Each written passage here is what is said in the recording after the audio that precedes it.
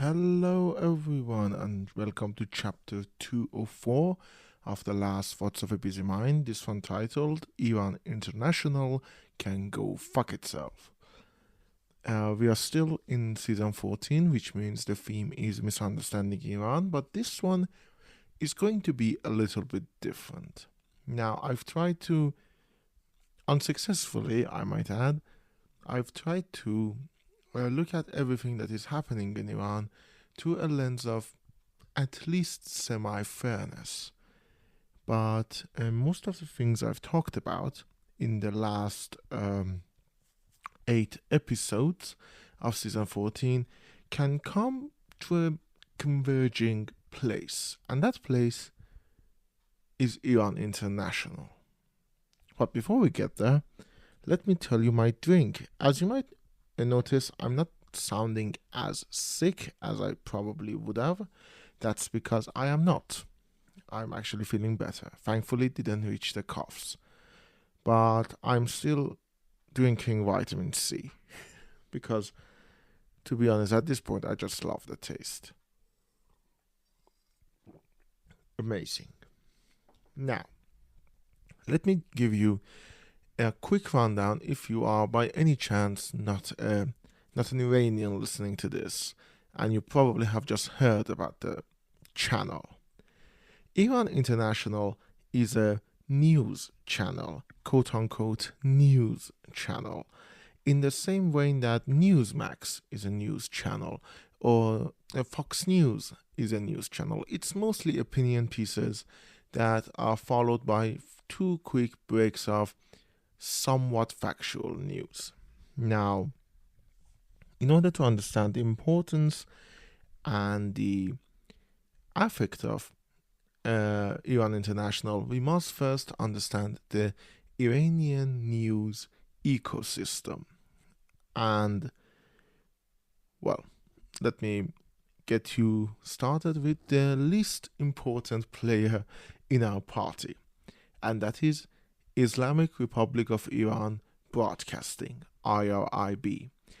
We do have a news channel, and it just does news, it does opinion pieces, it does the same things that everyone else does.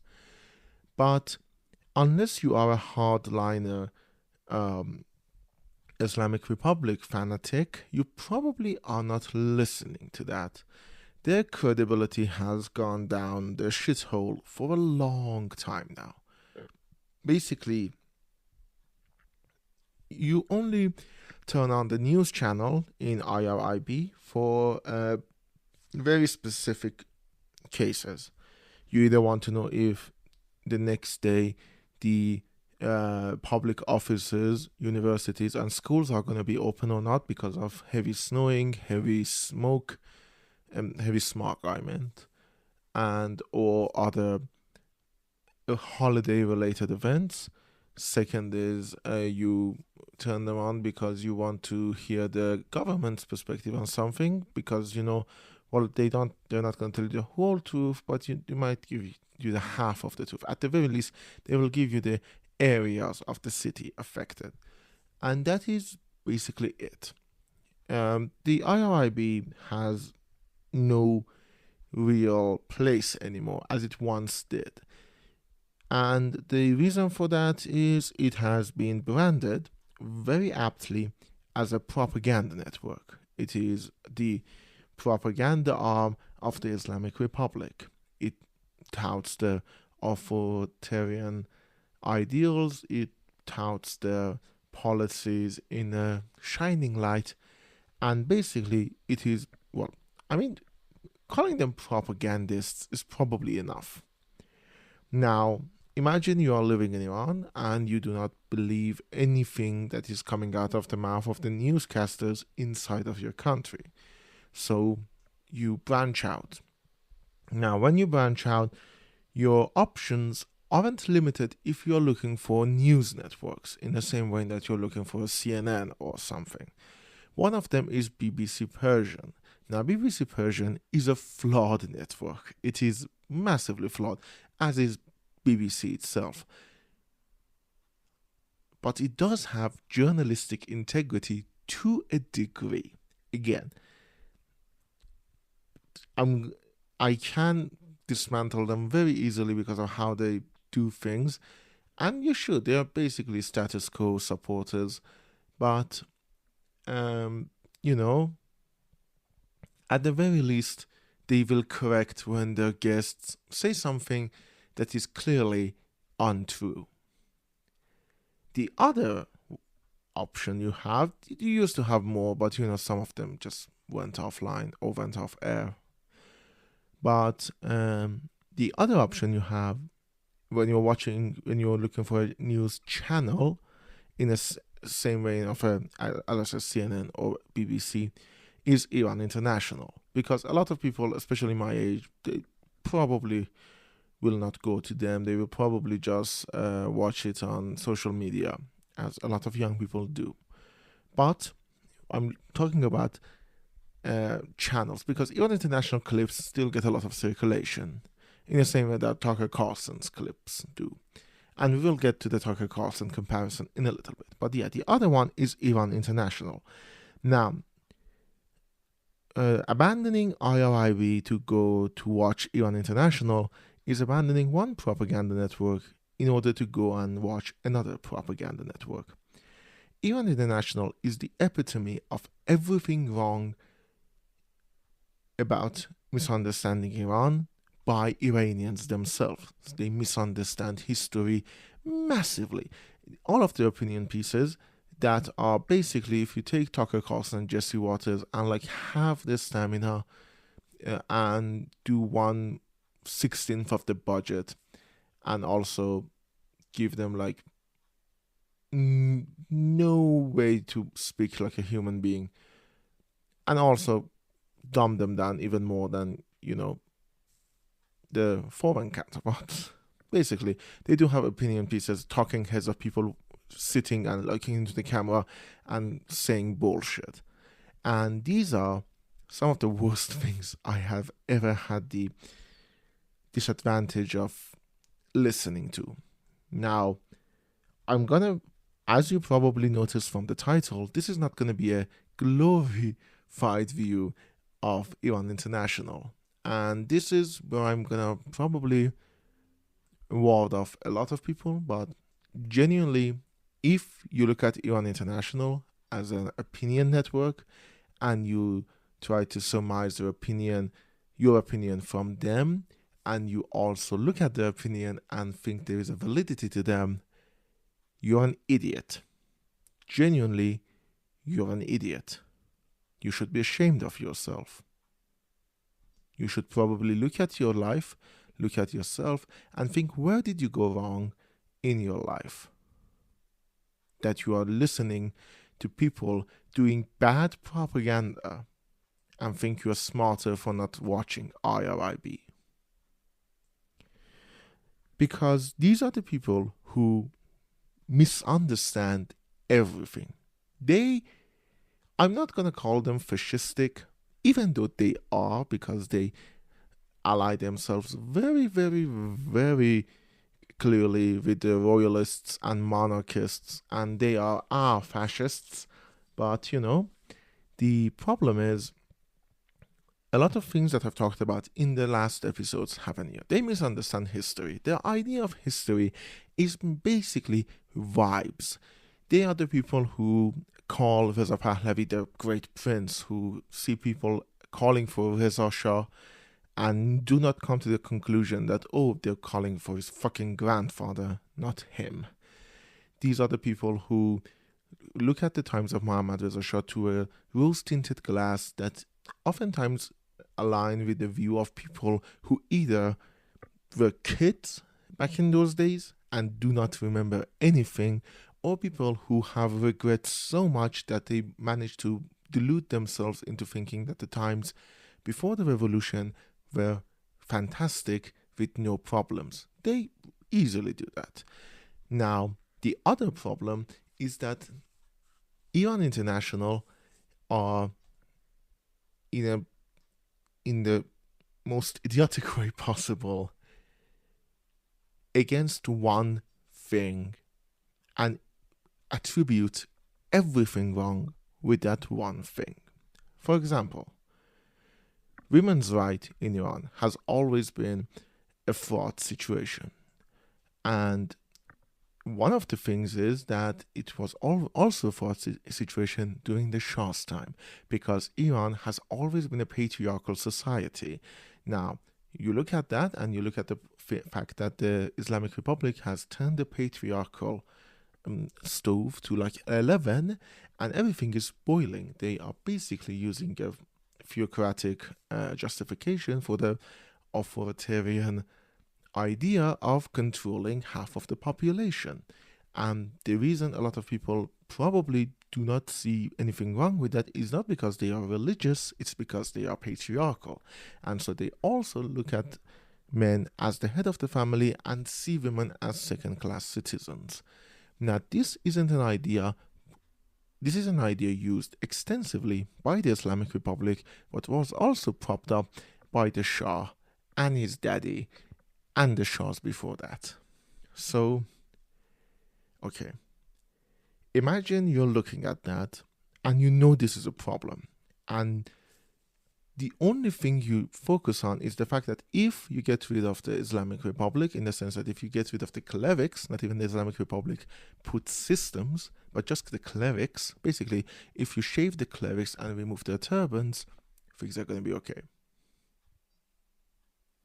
This is the view they push on every single part of their opinion pieces. And as I said, the news, quote unquote, news is also very flawed in the sense that it bleeds into their opinion. The opinion pieces bleed into the news segments as well. And so everything has an ultimate underline, and that is just shave the clerics, remove the turbans, and everything will be okay. Basically, they want the Shah back. But they want the Shah of 1970s back. They want Iran to go back to what it was in 1970s. Now, Iran in 1970s was probably a little bit better than the Iran is today in some aspects. In some aspects, that is very important, in some aspects. But it wasn't good. It wasn't flawless. But if you want to sell a picture of Iran in the 1970s, you have to kind of act like it was flawless. So Iran International easily whitewashes Sarawak's crimes. Iran International easily points everything wrong with the system that was put in place by Mohammad Reza Shah and just used by Islamic Republic, and puts it on the head of the clerics. Now, clerics are some of the worst thing to have happened to Iran. The traditionalist views of the clerics is one of the reasons we are in this mess to begin with. I'm not here to defend the Islamic Republic. Anyone who thinks me criticizing Iran International, criticizing the way they cover the news, is me endorsing the clerics or the Islamic Republic, is more than likely an Iran International listener and enjoyer. So let me tell you their game plan, basically. They want you to look at the time before 1979 and think it was perfect because the systems were mostly patriarchal systems that were flawed, but at least it wasn't theocratic. So they point everything to one enemy. They point it to one single enemy and they simplify everything to the point that it becomes an abstract. In the same sense that, okay, let me tell it this way. Sorry, I know I'm spiraling. I'm a little bit shaking because of how mad I am. If you can't tell, this episode is me just letting go of a lot of inner rage that I had to endure from people, even people my age, who look at Iran International as a bastion of honest opinion and not a propaganda network for what it actually is. They call it, these people have a right to say, they do have a right to say whatever the fuck they want. But you have to acknowledge that it is propaganda. You have to be better than what they believe you are to be. Because the way they talk is basically assuming the audience is an idiot. The fact is, a lot of historical views in Iran are shaped by how Islamic Republic has shaped them. We are all trying to fight the way Islamic Republic has shaped our views of what came before us. And many people have just flat out began to idolize a past that didn't exist. The same thing started with the ancient past. I've talked about this before on this season as well, so I'm not going to belabor the point, but here's the thing. The thing about Iran International is that they want to sell you an image that actually keeps in place a lot of the systems that benefit them. Now, what do I mean by them? Is people who are basically mad that Iran isn't the UAE. Basically, they want a hyper-capitalistic society bending its knee to every whim of the global hegemony. And they're mad about that. These are the people who on one breath say woman life freedom and on the same breath praise Donald Trump. These are the same people that talk about the freedom for Iranian and in the same breath praise Benjamin Netanyahu dropping bombs on Tehran because they see it as an opportunity. Because to them, the enemy is one single idea. It's one, again, if tomorrow every cleric in Iran shaves their beard and takes off the turban, they're happy. Because the problem they have aren't with the systems. If Ali Khamenei tomorrow comes and shakes hands with Trump, well, basically half of the programming of Iran International is gonna just go away. Now, I'm going to end this with two things. First of all, happy Halloween. I know I'm recording this on Halloween. I do actually have a plan for Halloween for the first time. But this season we're not talking about that. I will talk about that at the beginning of season 15, where I will more than likely talk about what happened in 2025 and what a fucking year we had. But first of all, happy Halloween wherever you are. If you can dress up. By the time you're listening to this, it's probably late, but have fun. Watch a horror movie. We are watching 4 today. Watch Hack-O-Lantern. Watch Elvira, Mistress of the Darkness. Watch Evil Dead 2 and Shaun of the Dead. And watch Attack of the Killer Tomatoes. I'm not even joking. They are all great movies. The other thing is I'm going to end with an anecdote. Now, I know anecdotes are basically worthless, but this is the one thing that I want you to remember from Iran International. This is the one thing you need to know, and it's a good test for yourself. There is this guy in Iran International, the equivalent of Jesse Waters, and he's talking about the fact that the planes that Israel used in Iran-Israel war was the planes that Shah had purchased from America, but when the revolution happened, the US government kind of basically forbade US companies to sell Iranians any weapons and blocked the money. Now, when I look at this, as much as I hate Islamic Republic, I look at another government denouncing the legitimacy of a regime change and then basically stealing some money. The way Iran International and this guy said is, why didn't Islamic Republic beg America to give them the plane back? Basically, they want the little US devotee Shah because they see Trump as the ideal image of the world. A might makes right guy who, does everything he needs to do to, at least in appearance, serve the country. But in reality, just pushing a world hegemony. That's the thing. That's the problem.